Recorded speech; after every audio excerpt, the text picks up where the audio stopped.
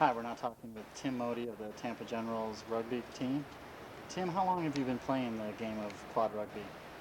Well, we started a little over a month and a half ago, I'd say, and I'm coming here to the practices. We've only had one really big game. Played last 2 Fridays ago. From Atlanta over at USF and played really well. I was impressed with the team. What you how has your progress um, been since you started playing, and what has helped your progress? It's improving. We work with each other. We have a great coach, Terry. He's been pushing us to learn to play the defense a lot and be offensive when we have to, and to be aggressive when the time has come. But mostly I'm trying to play the defense towards the goal area. That's my thing right now until I can get better and faster and more maneuverable. You're a 1A, so that's pretty much a defensive role on a team. I have real bad spasms in my legs, so sometimes my legs will stiffen up on me and it'll stop me from being able to push my chair faster or be more maneuverable. So I'm a good blocker, try to get in the hole. How has your spasms decreased at all since you've been playing, or?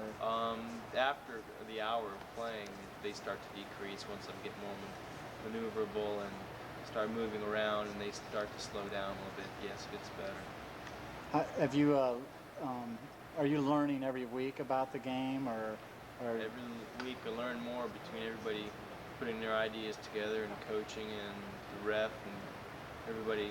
We all work together to find better angles and better ways to block passes. how about your endurance? Has you seen any improvement in endurance as far as breathing and cardiovascular, or uh, Much better cardiovascular. We do our stretching and our exercises before we start the game and we have our practices, and you can feel a much difference. I feel like I can go longer each time I play. Don't need to substitute as much as I can. how long have you been injured? It'll be a year at the end of this May. So you're not even a year old injury yet. No, and I'm out here playing with most people who are injured 10 to 15 years. Right. So What? it's an experience for me. Wow. So I would suspect that you have a lot more gains as far as a player and a wheelchair athlete. Yeah, I see with a lot of things they can do from their time being in the chair that I'm just learning to deal with and put to my advantage. Are you the youngest player on the team?